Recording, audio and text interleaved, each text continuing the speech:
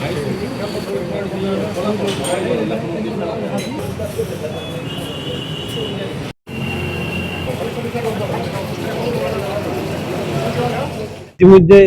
যি ভোটগ্ৰহণ প্ৰক্ৰিয়া সম্পন্ন হ'ল আৰু ইয়াৰ পিছত আৰম্ভ হৈছে যে নিৰ্বাচনী অংক কোনে সমষ্টি দখল কৰিব, কিমান ভোট লাভ কৰিব। আৰু মোৰ সৈতে এই মুহূৰ্তত আছে বৰপেটা লোকসভা সমষ্টিৰ সাংসদ ফণীভূষণ চৌধুৰী, আৰু তেখেতৰ পৰা নিৰ্বাচনী অংক কিছু জানিব চেষ্টা কৰিম। তাৰ ভোট গ্ৰহণ হৈ গ'ল, গতিকে অংক কি দেখিছে এইবাৰ, যিহেতু আপুনি অংকত যথেষ্ট পাৰ্গত বুলি আমি জানো। অংকত পাৰ্গত নহয় জানো কিছু, তাৰমানে ইয়াত বঙাইগাঁও সমষ্টিত এটা ইতিহাস হৈছে, আজি ইতিহাস ৰচিছে, এটা ৰেকৰ্ড হৈছে যে এইবাৰ 90+% ভোট পলিছে, 90.72% ভোট পলিছে।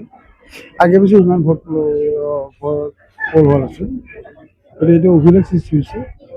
আৰু অভিলেখ সৃষ্টি এইকাৰণে হৈছে যে মানুহ সজাগ হৈছে, সচেতন হৈছে, সংবিধান বা গণতান্ত্ৰিক অধিকাৰৰ প্ৰতি তাৰমানে সকলোৱে গুৰুত্ব আৰোপ কৰিছে। গতিকে তেওঁলোকৰ গণতান্ত্ৰিক অধিকাৰ তেওঁলোকে সাব্যস্ত কৰিবৰ কাৰণে জনসাধাৰণ ওলাই আহিছে।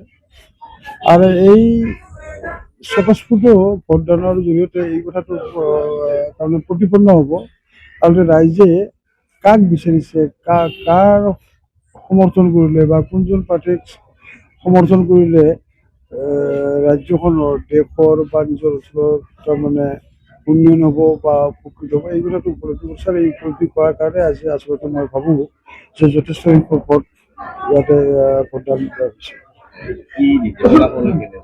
ফলাফল এই কথাটো তাৰমানে বঙাইগাঁও সমষ্টিৰ কথা যদি আমি ক'বলৈ যাওঁ, যে বঙাইগাঁও সমষ্টিত এই কথাটো স্পষ্ট যে ইয়াত আমি 1985ৰ পৰা আজিৰ দিনটোলৈকে আমি ইয়াত অসম গণ পৰিষদে এই সমষ্টিটো দখল কৰি আছোঁ।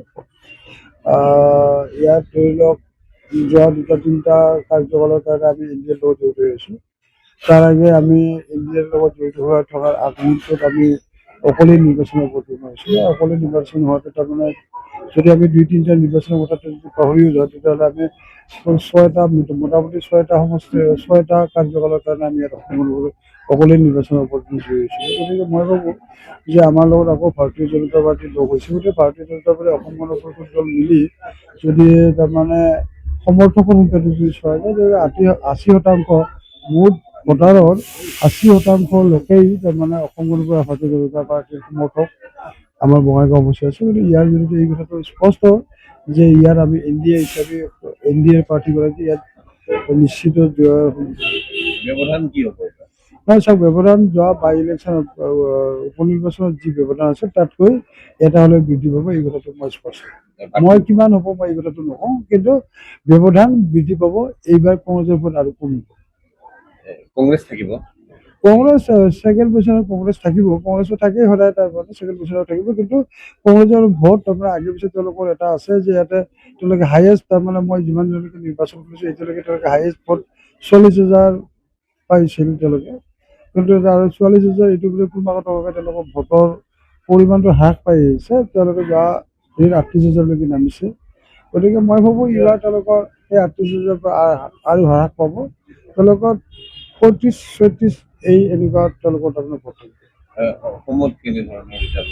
অসমত চাওক, অসমত এনডিএ, আমি যদি কওঁ এনডিএ তাৰমানে 80+ ছিট পাবলৈ সক্ষম হ'ব, 1 নম্বৰ কথা। 2 নম্বৰ কথা হ'ল কি, আমি যদি অসম গণ পৰিষদ দল এটা এনডিএৰ এটা কনষ্টিটুৱেণ্ট পাৰ্টি, এলায়েন্স পাৰ্টি আমাৰ, গতিকে এনডিএ অসম গণ পৰিষদ দলে আমি যোৱাবাৰ 9খন আসন আমাৰ আছিল, 9গৰাকী বিধায়ক আমাৰ বিধানসভাৰ পৰ্যায়ত আছিল। এইবাৰ স্বাভাৱিকতে এইটো স্পষ্ট হৈছে যে আমি এইবাৰ আমাৰ ফিগাৰ যিটো 9 তাতকৈ বৃদ্ধি পাব।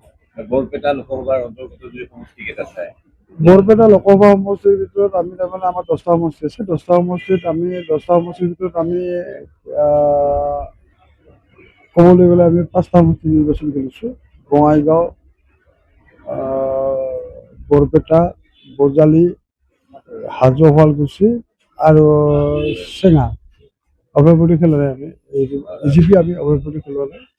গতিকে 5টা সমষ্টিত আমি এই বৰপেটা সমষ্টিত 10টা সমষ্টিৰ 5টাত আমি নিৰ্বাচন কৰিছোঁ। আৰু আমি ভাবোঁ যে এই 5টা সমষ্টিত আমি 4টা সমষ্টিত আমি জয়ী হ'ব।